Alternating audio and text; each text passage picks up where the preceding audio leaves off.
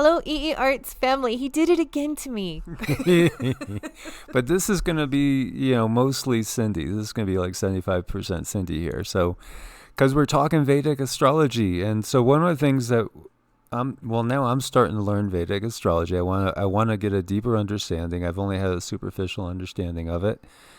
And so I want to understand more. So I'm delving into her books that she's been studying for years and recommending, and learning more so we could correspond on a more even level, and learning quite a bit. It's very, very interesting. We're going to do a whole series of videos on this so people that are interested, can really start to understand it better. And there's endless videos. This is a science that is so deep and so vast. There's no end to it, really. And if you think there is an end, I'm sure you can find another rabbit hole to go down. Most definitely. So what you're looking at is a chart. And it's interesting because to me, I see a lotus. Oh, I do too.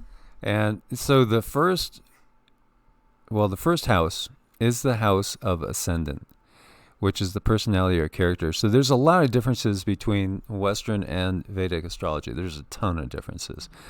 And what I have gathered is that Vedic astrology is way more accurate, way more detailed. It is thousands of years older. As we've been saying, and you say, it takes into account the tilt of the Earth, the 23.5 degrees, which Western doesn't. So in many cases, what we think our signs are in the Western tradition is not the case. They shift a little bit. They might shift. They could be, but they might also not be. Now, we're going to break this down. And so in Vedic astrology, the most important aspect is the ascendant, not the sun sign.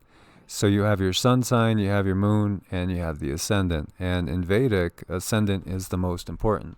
Yeah, ascendant is imperative when it comes to Vedic. That's your everything. That blankets your whole personality. And it's also based on the time of birth. The time of birth is really important in Vedic astrology. Sorry. Okay.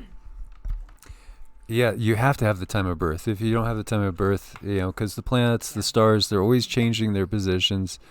It just will not be accurate without the time. That's right. Every 5 to 10 minutes, the planets are changing their signs. So to try to do that, you could be really far off in Vedic astrology without an accurate time. So you got to have the time, and you got to know the exact place, too. Right. So, Philadelphia, Pennsylvania, January 1st, 1964 at 11:59 p.m. Yes. Something like that is what you need to know. Yes, please. So, go over more of the ascendant as we see it. Well, the ascendant is your rising sign, and it's also known as the Lagna. And it does come with I call it a nakshatra, and a nakshatra is the star rising in the east when you were born. So when I look at your ascendant, it is an assigned a nakshatra, and that is an overlay of your personality. And the reason I find this to be the most important is just a personal story. I knew what I was in Western, but then I had a Vedic chart reading, and all she did was she just read my nakshatra. And just that reading of the nakshatra or ascendant, it helped everything fall into place for me. And then suddenly I understood who I was, what I was about, what was going on, and it was already written in the stars. That answered so many questions for me. It was incredible. So it's a very, very, to me, and to this Vedic astrology, it's the most important thing.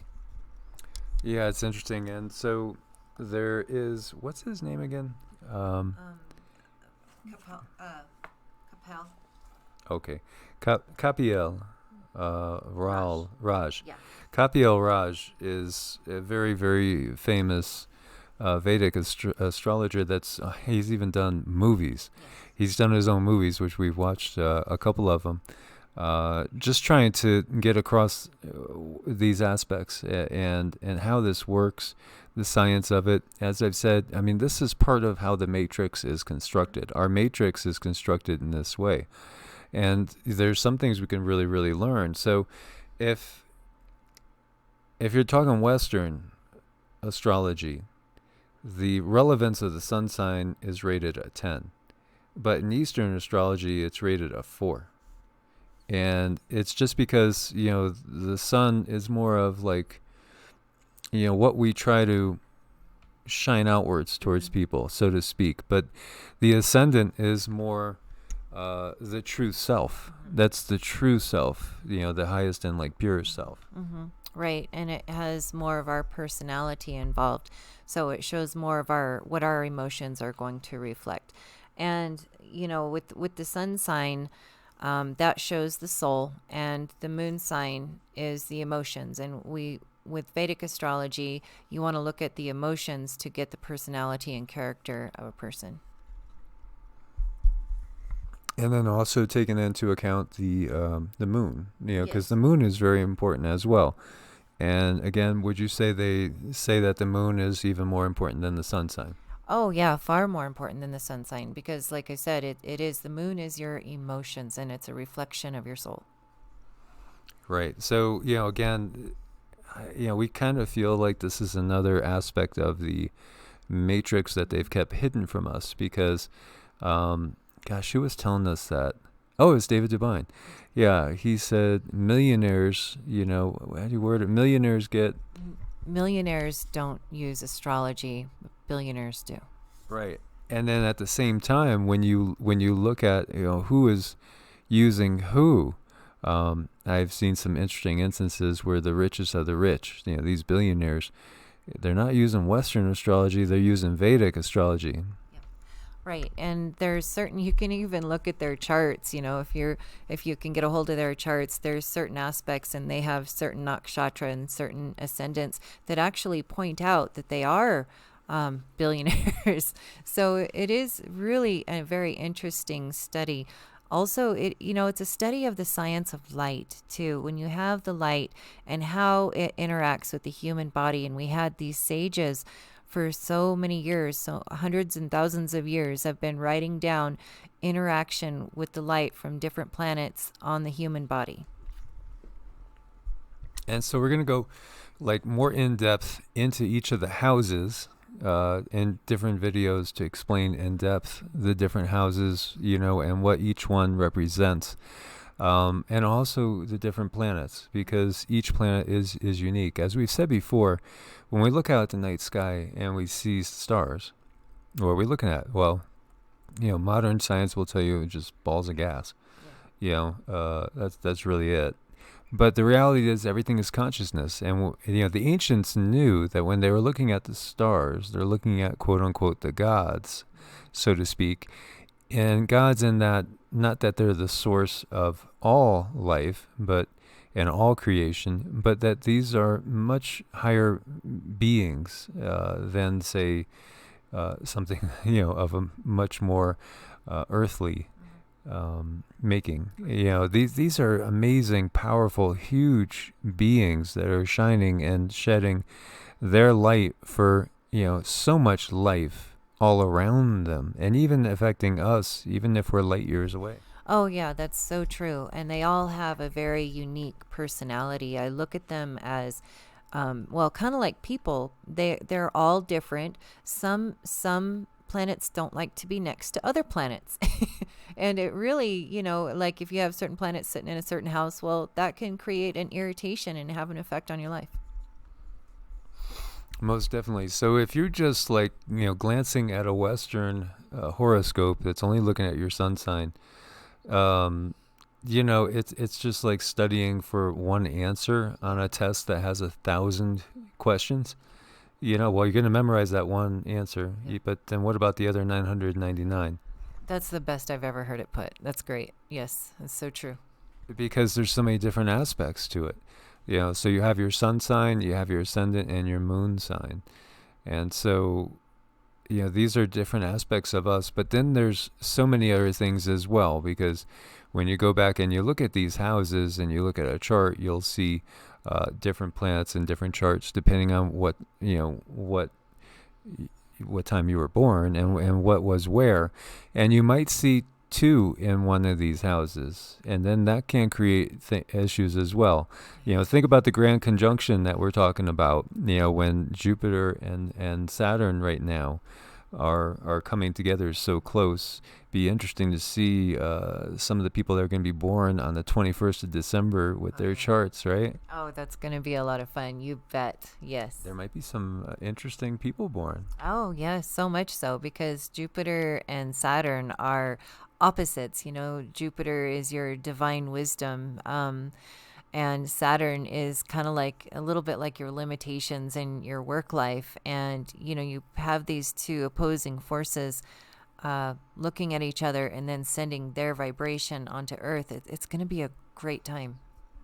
It's going to be very, very interesting. And so, again, I found it really interesting. Like we took a walk the other day, and it was really wild because we were in a volcanic field, and lava tubes and everything.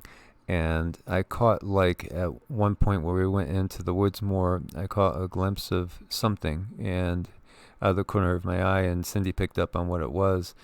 These were beings that were killed when the eruption happened, and they were on this plane then, but now they're on a different plane, a different realm of existence. But she said they could see us, but they saw us as, well, you say. Oh, they saw us as balls of light, silver light to be specific. Yeah. So when we look up and see the stars, we're seeing one thing, but these are beings, and the planets are beings, and that's why, they have their own personalities. Jupiter's a certain personality, Saturn's another, Mars is another, Venus is another. Some like each other, some don't. That's true too. Yep. So, the rishis knew this. And again, the rishis, you could view them as ascended masters, and they are the ones that gave us the Vedas, the Upanishads, and other information about how the universe works. And they saw this through deep meditation and transcendental states. And they recognized that these big lights in the sky are actually living beings. Mm-hmm. They are, absolutely. And with personalities too. So, what they wrote down in the records that they kept, even though they're not complete, they're absolutely fascinating. So each one has its own aspects. Jupiter, for instance, just to touch on a couple of aspects of Jupiter. Jupiter is like the Christ. Jupiter is like the Christ consciousness, people would say. Jupiter is your divine wisdom. Jupiter is expansion. And so, there's terminology, like you would say Jupiter is debilitated in a certain house, meaning that those beneficial, beautiful energies, if they're placed in a certain house, they're going to be weak, and they're not going to manifest to the fullest extent.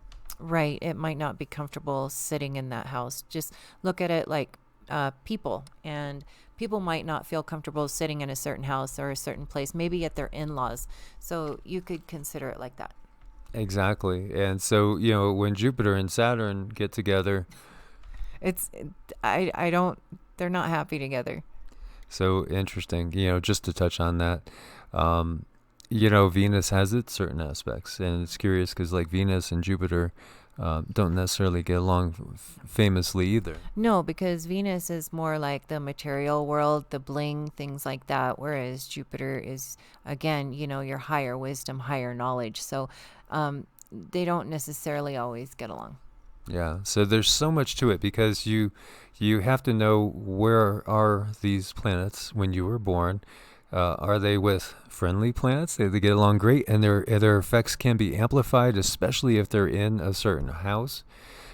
So Venus is in a certain house, you might be blessed with abundance all your life, and with beautiful things all around you. Now, if it's in a different house, it could make it very, very challenging. Yeah. Now, Mercury is like the energy. I've always equated Mercury, Hermes, Thoth. It's all wisdom. It's communications, wisdom, knowledge. Oh, yes. Communication, wisdom, knowledge. A lot of book writers have a very well-placed Mercury in their chart. People who write novels. So we're going to go into all these things in depth. We just wanted to touch on some of these things. And like when we're talking about the three different signs here, the sun, your sun sign, your moon sign, your rising sign, there's like different words you can equate with it. And I think maybe this chart might be helpful. Like the sun is day, the moon is night, and rising is dawn. And same thing over here, father, mother, and birth.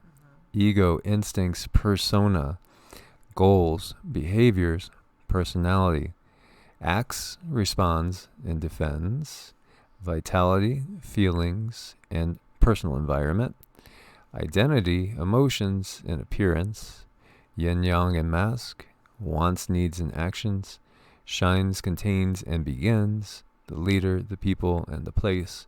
Would you agree with these? I do like those. Those are really good, tight, quick definitions for the sun, the moon, and the rising.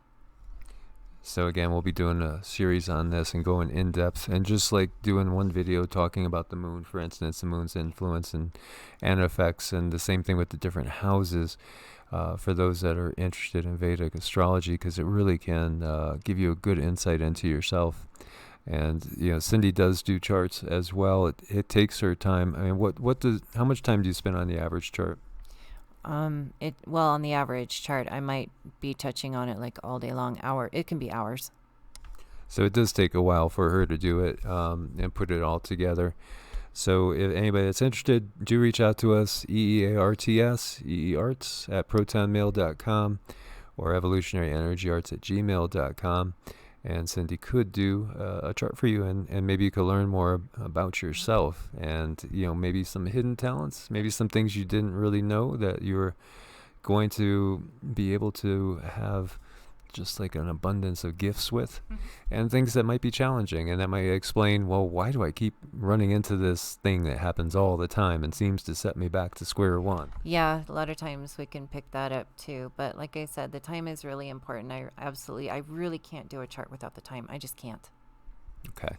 So again, as always, guys, thank you for your support on Ko-Fi and Patreon. Much love and namaste. Namaste.